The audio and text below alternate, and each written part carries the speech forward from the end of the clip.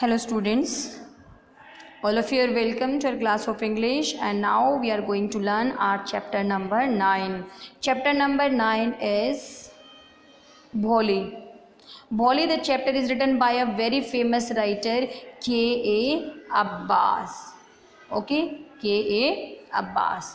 So in this chapter the writer tells us about a very suffered girl who is suffering from physically, mentally, ठीक है, and who has to who has to learn to speak when she was 5 year old, and when she learned to speak she stammered very badly. So Bholi has to undergo so many problems, but turn came in her when she went to a school. And we know it very well that she was sent to school not for the study but for the formalities, as Ramlal has not the dare to disobey Tehsildar's order. That's why they sent Bholi to school only for the formality. But later on so many changes came in Bholi due to her education, but nobody noticed that change. She also accepted one of the very unequal match to marry with Bishambar Nath. Actually Bishambar Nath is an old person who is of 50-year-old and who is also a limbed man and who has the quite grown up children, but she accepted this marriage proposal for the sake of honor of his family. But later on what happened, now we will read in this video, that on the day of the marriage procession comes to Bholi's town with such a pomp and show that everybody is impressed. यानी कि marriage वाले दिन क्या हुआ, एक procession मतलब बारात भोली के शहर में आती है. इतने ज़्यादा पॉम का मतलब क्या होता है, स्प्लेंडर वे से, इतने ज़्यादा शानदार तरीके से कि हर कोई इम्प्रेस हो जाता है. यहाँ तक कि भोली की जो एल्डर सिस्टर्स होते हैं वो बिगिन टू फील एनवियस मतलब जेलस. वो जेलस हो जाती हैं भोली से, ठीक है, कि उतनी ग्रैंड मैरिज उसकी ऑर्गेनाइज की गई है. Bholi is dressed up in red silk as a bride. उसकी रेड सिल्क की साड़ी थी. And is brought to the garlanding ceremony, और उसको गार्लैंड सेरेमनी के लिए बुलाया गया. When Bishambar Nath is allowed to glimpse of Bholi's before the garland are exchanged. अब बिशंबर ने क्या किया कि गार्लैंड सेरेमनी से पहले ही जब गार्लैंड एक्सचेंज हो रही थी तो उसने भोली को एक बार देख लिया. He withholds the event objecting to Bholi's pock marks. उसने उस मौके को, सेरेमनी को वहीं पे रोक दिया कि भोली के चेहरे पे क्या है, पोक मार्क्स है. और ही वुड मैरी भोली only when he would be compensated for that. जब उसका कंपनसेशन किया जाए, कंपनसेशन मतलब जब उसको क्षतिपूर्ति की जाए केवल तभी वो शादी करेगा. For the compensation he asked the dowry of 5,000 rupees from Bholi's father. But Ramlal pleads with the arrogant groom. Arrogant मतलब बहुत ही ज़्यादा जिद्दी, अड़ियल दूल्हे के साथ वो प्लीडिंग कर रहे हैं, बार बार रिक्वेस्ट कर रहे हैं. But all request fall on deaf years मतलब अनसुनी कर दी जाती हैं. A teary eyed Ramlal brings a bundle of notes. आंखों में आंसू लिए हुए रामलाल बेचारा नोटों का बंडल ले आते हैं. and places it at the groom's feet, और उसको दूल्हे के चरणों में रख देता है.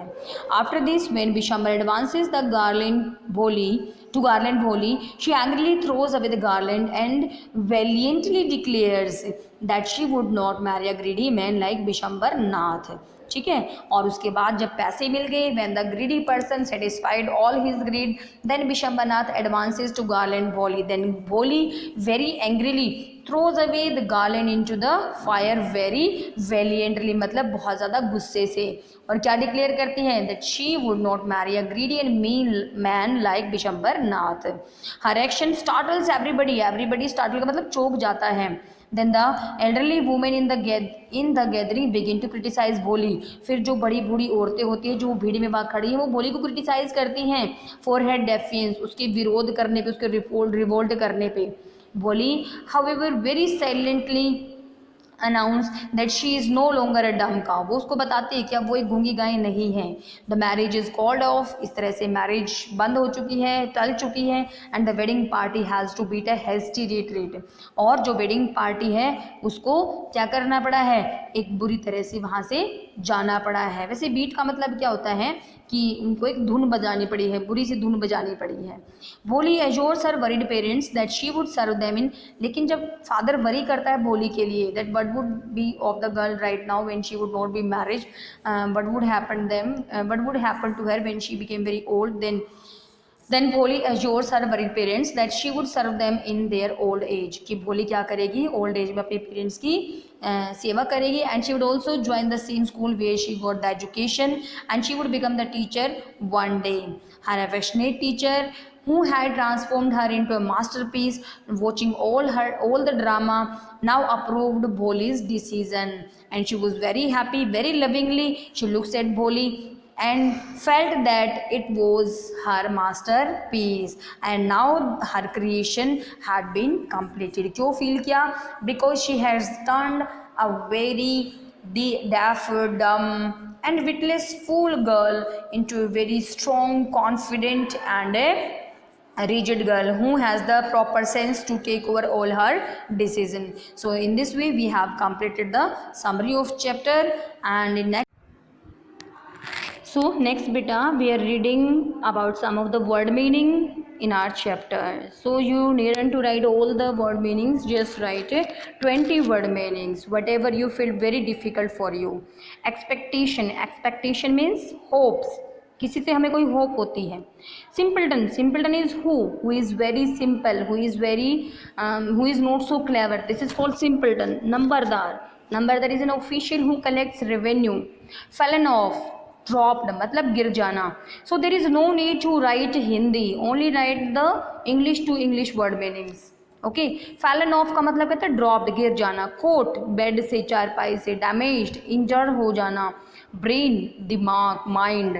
Remained, continue a thing. Backward मतलब रिटार्टेड, पिछड़ा हुआ, जो कि करंट लेवल में नहीं फिट बैठता. Pretty means very beautiful.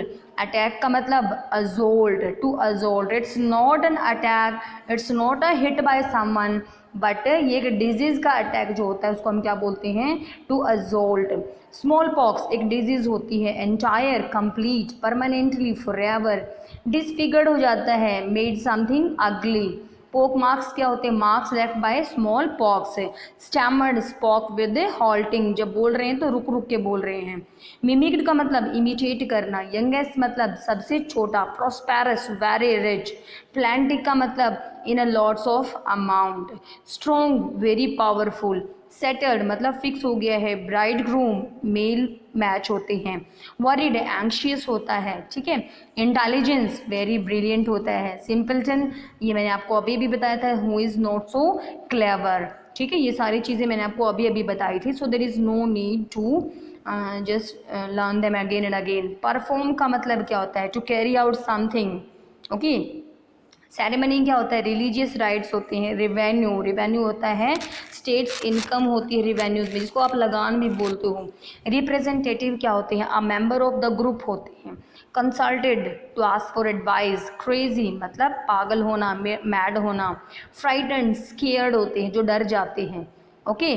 उसके बाद होते हैं शाउटेड, जो कोई क्राई करता है. टेरर का मतलब बहुत ज़्यादा डर जाते हैं, ड्रैड हो जाते हैं. ग्रिप करना, होल्ड करना, किसी चीज़ को पकड़ना. डिसेंट का मतलब नाइस होते हैं, गुड होता है.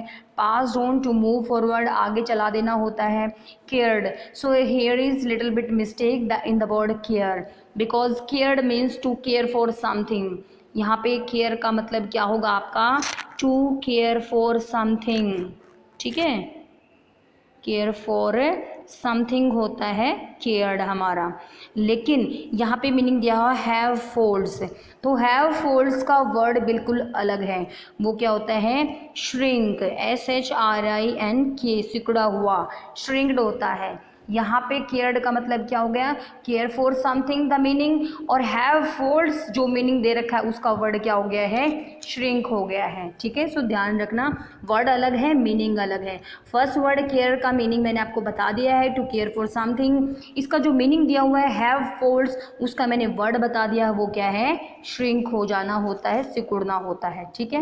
मैटेड, दैट इज अनटैंगल्ड, उलझा हुआ होता है. इसको हम क्या बोलते हैं? एक और वर्ड होता है अनकैम्प्ड भी होता है. सॉरी, क्या होता है? अनकैम्प्ड होता है. UNKEMPT, अनकैम्प्ड एक वर्ड होता है आपका. ठीक है। स्क्वेटेड मतलब सेट ऑन हील्स, अपने आलती पालती मार के बैठ जाना होता है। एग्जैक्टली एक्यूरेटली होता है। हैप्पी खुश होता है। ऑलमोस्ट नियरली होता है। प्रेजेंट का मतलब एग्जिस्टेड नाउ होता है, ये अभी भी अभी मौजूद है, ठीक है। उसके बाद अंडरस्टैंड करना, टू नो करना, फैसिनेटेड अट्रैक्ट करना, ऑर्चर्ड गार्डन होता है, नोटिस करना, ऑब्जर्व करना होता है, स्माइल लाफ करना, फ्लोड का मतलब टू रन ए स्ट्रीम नदी की तरह बहना, स्कर्ड का मतलब हरिड आउट होता है, सॉबिंग मतलब वीपिंग इन अ सुप्रेस्ड मैनर, बिल्कुल चुपचाप रोते रहना होता है सॉबिंग करना, soothing in very calm voice, comfort voice, command का मतलब किसी को ऑर्डर देते हैं, स्वेट का मतलब होता है पर्सपिरेशन, पसीना होता है जिसका मतलब, डिसग्रेस करना to humiliate someone, to insult someone, decided to take decision, effort का मतलब मेक अटेम्प्ट यानी कि कोशिश करना, एनकरेज करना किसी चीज़ को अर्ज करना, किसी चीज़ को उकसाना, रिलीव्ड का मतलब to feel somewhat freely, achievement attainment होता है, पैटेड मतलब स्ट्रोक करना, स्ट्रोक विद द लव उसका मतलब होता है प्यार से थपथपाना, अफेक्शनेटली क्या होता है वेरी लविंगली, फैसिनेटेड अभी अभी मैंने आपको ये सब कुछ बताए थे, ठीक है। उसके बाद नोडेड होता है शुक द हेड, सिर हिलाना ऊपर नीचे। When we want to give answer in yes and no then it means we nodded, तो हम सिर हिलाते हैं यस और नो के लिए, ठीक है। एस्टोनिश्ड का मतलब क्या होता है very surprise, lightest, at least something, ठीक है, सबसे हल्का सा फुल्का सा। ब्लॉसम्ड मतलब पुट फोर्थ फ्लावर्स, फूलों का खिलना होता है। थ्रॉबिंग पल्सेटिंग होता है। Ginning separating raw cotton from its seeds, बीजों से कपास को निकालना, रुई को निकालना। लिम्स क्या होता है वॉक्स एज लैम, लंगड़े की तरह चलना होता है, ठीक है। नेक्स्ट इज, ये हमने सब कर लिया है। लिम्स होता है वॉक्स लिम्पिंगली, लंगड़ा के चलना। प्रपोजल एक स्कीम होता है, एक प्रस्ताव होता है। Witless who is very foolish, मटर्ड spoke very slowly. Courtyard क्या होता है enclosure before a house, house से पहले ही यानी कि बिना बना हुआ कोई हिस्सा। कॉन्वर्सेशंस क्या होती है पर्सनल टॉक होती है। प्रोसेशन क्या होता है group of persons moving forward, जो पर्सन आगे आगे चलते हैं वो क्या होते हैं प्रोसेशन होते हैं, जिसको जुलूस बोलते हैं, जिसको बारात बोलते हैं। डेकोरेटेड अडोर्ड होता है सजा हुआ। और जोइड क्या होता है टू मच हैप्पी, जो बहुत ज़्यादा खुश होता है। पॉम क्या होता है स्प्लेंडर होता है, ठीक है। और स्प्लेंडर क्या होता है वेरी ग्रांडियर होते हैं, शानो शौकत वाला होता है, लग्जूरियस होता है। ग्रैंड क्या होते हैं वेरी ग्रेट होता है। ओकेजन चांस होते हैं, एनवियस जेलस होते हैं, ठीक है। ऑस्पिशियस क्या होते हैं बड़े शुभ और सैक्रेड पल होते हैं, जिसको हम पायस बोलते हैं। क्लैड इन का मतलब जिसने ड्रेस डाली होती है, ड्रेस इन। प्रॉम्प्टेड मतलब अर्ज करना, एनकरेज करना। वेल का मतलब घूंघट या फिर मास्क होता है। Glance to have a look होता है। पॉइज का मतलब held in same position. Humiliate to downcast, to insult, okay. Considerate का मतलब रिगार्ड फॉर अदर्स, कुछ सोचना, to think for some time. Streaming flowing होता है। What does it matter, how does it affect. Witless का मतलब foolish, dumb cow, the cow can not speak. Muttered का मतलब मरमर करना। Grocer one person who sales house hold things. Whispered का मतलब to speak in a very low voice. Pomp का मतलब it's a great show, it's a very luxurious. Splendour का मतलब grand होता है। प्रॉम्प्टेड का मतलब एनकरेज करना होता है। ऑस्पिशियस का मतलब फॉर्चुनेट होता है। मैरीगोल्ड्स येलो फ्लावर गार्लैंड होती है, येलो फ्लावर्स होते हैं मैरीगोल्ड्स। वेल क्या होता है फिर से घूंघट, ठीक है। और ये हमने सारा आपको करा दिया है, ओके। थंडरस्ट्रक का मतलब कहते हैं हु इज़ वेरी अमेज्ड। कॉन्टेम्पटेबल मतलब वेरी हेटफुल। कोवार्ड क्या होते हैं फियरफुल पर्सन होते हैं। डम कौन होते हैं अनेबल टू स्पीक होते हैं। कन्फ्यूज कौन होते हैं जो कन्फ्यूज हो गए, बिविल्डर्ड हो गए हैं। सेरेमनी क्या हो गई एक रिलीजियस ऑब्जर्वेंस हो गई है। रूटेड का मतलब फिक्स्ड हुआ ग्राउंड हो गया है। ग्रीफ का मतलब क्या हो गया है सोरो। Sacred who is very what is that is very पायस, जो पवित्र होते हैं। Study very firm. सेटिस्फैक्शन क्या होता है ग्रेटिफिकेशन होता है, ठीक है। कॉन्टेम्पलेट्स क्या होता है मेडिटेट करना होता है, किसी चीज़ पे डीप थिंकिंग होती है। कंप्लीशन क्या होती है अकम्प्लिशमेंट होती है। मास्टरपीस क्या होता है पीस ऑफ हाईएस्ट वर्कमैनशिप होते हैं। In this way we have completed all the word meaning. Now let's consider our theme. You can write theme message as one, यानी कि दोनों चीज़ें लगभग सेम ही होती हैं। So mainly the four themes are highlighted in this chapter. First of all, the story wholly based on the theme that love, encouragement and sympathy can strengthen the person, even the most tormented souls. These are the positive qualities I am talking you, कि positive qualities के बारे में हम बात कर रहे हैं। Positive qualities कौन सी बताई हैं मैंने आपको अभी अभी, कि भाई हमारी कुछ पॉजिटिव क्वालिटीज़ हैं, जो कौन सी, लव, एनकरेजमेंट और सिंपैथी। ये किसी भी पर्सन को मजबूत बना सकती हैं जो कि बड़ा ही दुखी होता है। टॉर्मेंटेड सोल क्या होता है, बड़ा जो सताया हुआ होता है। जबकि कुछ नेगेटिव क्वालिटी जैसे कि बायसनेस, ठीक है, जैसे कि बायसनेस होती है, वो रीक हैवोक इन पर्सनस लाइफ, किसी भी पर्सन की ज़िंदगी में तांडव मचा सकती हैं। तो कुछ पॉजिटिव क्वालिटीज़ जो कि किसी भी इंसान की ज़िंदगी सुधार सकती हैं, कुछ नेगेटिव क्वालिटीज़ जो उसकी ज़िंदगी को बर्बाद कर सकती हैं। ये दोनों बताए गए हैं इस स्टोरी में। तो सबसे पहले भोली जो कि विक्टिम है जेंडर बायसनेस की, फिजिकल डिसेबिलिटी की और नॉट प्रिटी अपीयरेंस की, वो भोली, उसको कौन सुधारता है, compassion and support. Compassion and support from her teacher groom her into a very confident individual who accept every challenge। उसको एक ऐसे इंसान में बदल देती है जो सारे चैलेंज को एक्सेप्ट कर लेता है। With the desired assistance from a teacher, भोली empowers herself, अपने आप को मजबूत बना लेती है नॉलेज से और अपने सम्मान के लिए, अपनी डिग्निटी के लिए खड़ी हो जाती है। वो एक डम्ब काव से और एक दबी हुई लड़की से, कौन दबाता है उसको, घर वाले भी और सोसाइटी भी, किस में बदल जाती है, एक लाइटनिंग थंडर में बदल जाती है और दूसरों के लिए इंस्पिरेशन बन जाती है। वो इस तरह से थीम हमारी लव की थीम है, स्पोर्ट की थीम है, जो कि हमेशा सबके लिए वैलिड रिजल्ट ही देती है, वैलिडिटी होती है, उचित होता है। ओके, यानी कि इस तरह से हम कह सकते हैं कि भोली की स्टोरी में हमें मेनली बताया गया है पॉजिटिव क्वालिटीज़ के बारे में, लव, एनकरेजमेंट और सिंपैथी के बारे में, जो किसी भी दुखी इंसान को क्या कर सकती है, स्ट्रेंथन कर सकती है। ठीक है, दूसरी तरफ हमें बताया गया है कि जो नेगेटिव क्वालिटीज़ हैं, नेगेटिव क्वालिटीज़ क्या कर सकती हैं, वो जैसे बायसनेस है, वो किसी भी इंसान की ज़िंदगी को डिस्ट्रक्ट कर सकती है, can rig havoc in persons life. फिर भोली के थ्रू बताया गया है कि भोली बेचारी जो कि विक्टिम है जेंडर बायसनेस का, फिजिकल डिसेबिलिटी का और नॉट सो प्रिटी अपीयरेंस का, वो उसको कंपैशन और सपोर्ट बदल देते हैं कॉन्फिडेंट गर्ल में, who accept every challenge and who helped her the teacher desire assistance from her teacher empowered Bholi with knowledge and now she stand up for her dignity. She now rise from a dumb cow who is supported by everyone in home equally as in society, turned into a lightning thunder which gives always inspiration to others. In this way the theme of love and sports stand validated in this chapter. तो message जैसे हमारी theme थी वैसे हमारा message है that the certain evils in Indian society must be rooted out. हमारे जो writer की अब बात करें, कुछ हमारी सोसाइटी में एविल्स हैं, बुराइयां हैं, उनको उखाड़ के फेंक देना चाहिए। कौन कौन सी बुराइयां हैं? सबसे पहले उन्होंने कहा है कि जेंडर डिस्क्रिमिनेशन के बारे में, he is displeasure about the discrimination between sons and daughters. लड़के और लड़कियों में जो भी जेंडर डिस्क्रिमिनेशन, उसके लिए वो बहुत ज़्यादा डिस्प्लीज हैं, मतलब बहुत ज़्यादा नाखुश हैं। उसके बाद नेक्स्ट वो बताते हैं that is practise in a rural middle class families. और ये सब कहाँ चलता है जेंडर डिस्क्रिमिनेशन? रूरल एरियाज में ज़्यादा चलता है जहाँ पे मिडिल क्लास फैमिलीज होती हैं। In is own inimitable style, अपने यूनिक स्टाइल में वो क्रिटिसाइज करते हैं किसको? डॉटर्स की इलनेस को। दूसरी चीज़ बता रही हूँ मैं आपको, दूसरी चीज़ जो उन्होंने हाईलाइट की है वो है गर्ल्स इलिटरेसी के लिए। तीसरी चीज़ वो कहते हैं इन ह्यूमन रिएक्शन को उन्होंने हाईलाइट किया है, किसके लिए? डिफरेंटली एबल्ड पीपल के लिए, जो हमारे अपाहिज अपंग लोग होते हैं, जिनको हम आजकल दिव्यांग बोल रहे हैं, उन दिव्यांग पीपल के लिए जो इन ह्यूमन एटीट्यूड है उनके लिए बोल रहे हैं वो। और चौथी चीज़ वो किसके लिए बोल रहे हैं? एविल ऑफ डॉवरी सिस्टम को क्रिटिसाइज कर रहे हैं।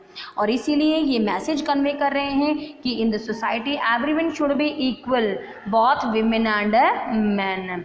Through the story, the writer gives a message to build a society where girls will be at par with boys, जहाँ पे लड़कियाँ लड़कों के बराबर होते हैं, ऐसा मैसेज हमने देना है।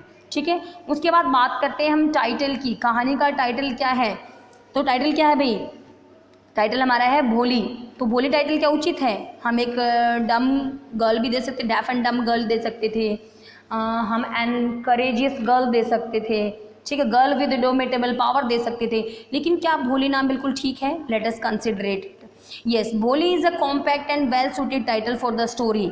बिल्कुल सही बात है, बड़ा कॉम्पैक्ट है, बड़ा ही चाहे वेल सूटेड, वैसे कॉम्पैक्ट का मतलब क्या होता है, जो फिट बैठता है, वेल सूट करता है स्टोरी को, that deals with the transformation of N अगली simpleton into an educated एनलाइटेड and assertive young women के रूप में, जो कि एक अगली, एक बदसूरत सी मूर्ख लड़की को एजुकेटेड में, एनलाइटेंड यानी कि एम्पावर्ड में, और एजर्टिव मतलब पॉजिटिव सोच वाली लड़की में बदल देता है। क्योंकि कहानी का बड़ा सा एक हिस्सा डिस्क्राइब करता है उस मिसफॉर्चून के बारे में जो कि fair and pretty girl Sulekha के ऊपर आन पड़ती हैं। तो सबसे पहले वो क्या थी, बेचारी बड़ी फेयर थी, बड़ी सुंदर थी, लेकिन कुछ मिसफॉर्चून्स, कुछ मिस हैपनिंग्स होती उसके साथ, तो उसकी लाइफ ही बदल जाती है। In this way she remain neglected and ridiculed, मतलब अपमान किया जाता है, ह्यूमिलेट करते हैं, that she has to face due to her misfortune, जो कि दुर्भाग्य की वजह से उसको फेस करनी पड़ती हैं।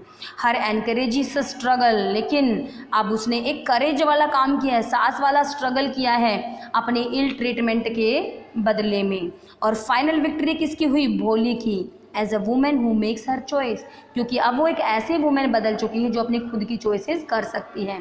वर्ड भोली इस तरह से रेंज ऑफ कॉन्टोनेशन इन हिंदी, हमें पता है हिंदी में जो भोली वर्ड आता है उसको वो क्या है, पूरी रेंज है जो कि कन्वे करता आइडिया को कि बीइंग रिटार्टेड, जो मंदबुद्धि होती है, जो बहुत सिंपल होता है। तो इस स्टोरी में सुलेखा को भोली नाम दिया गया है because she is not as active and alert as other children of her age, ठीक है, क्योंकि she is not a normal child in comparison to other children of her age, she spoke very lately, she was not so pretty, so in this way she remain behind and she is always very pure and simple at heart. These qualities win our admiration spots for the girls, and in this way her teacher also admire her for these qualities. Therefore Bholi is the most appropriate title for the girl, because in the chapter in the very beginning we came to know about the name Sulekha, ठीक है, which is the irony for the name of Bholi, and at last we also learned the name Sulekha. Why? Because with her efforts, with her encouragement, with her knowledge, with her education, she now has been transformed into real Sulekha. In this way, the title is very apt. I think you understand all the things very well. If you have any doubt, then ask me. Till then, thank you very much.